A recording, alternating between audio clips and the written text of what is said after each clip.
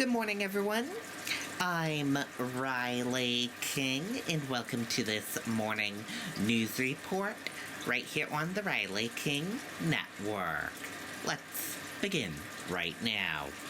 Autopsy. Man found in Windham dead of gunshot wounds to head. Man's death ruled homicide.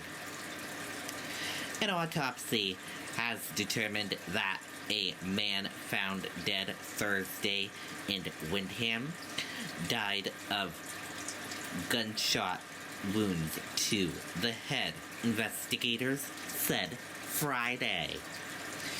The man's death has been ruled a homicide. Officials are withholding the man's name as relatives are notified.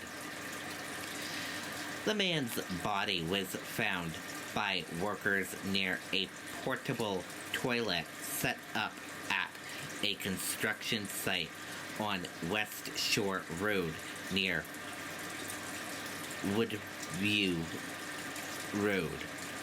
Neighbor Bill said he drove by where the scene was this morning and saw nothing there.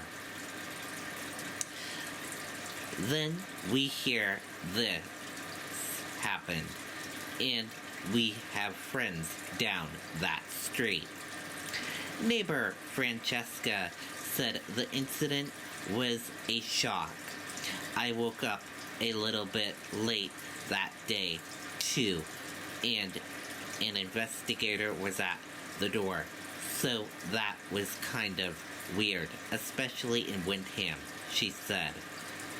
Officials have not released any other information about the man's death. And that does it for this morning news report right here on the Riley King Network. I'm Riley King, reporting for the Riley King Network. Thank you for watching this morning news report. Have a great day, everyone, and goodbye.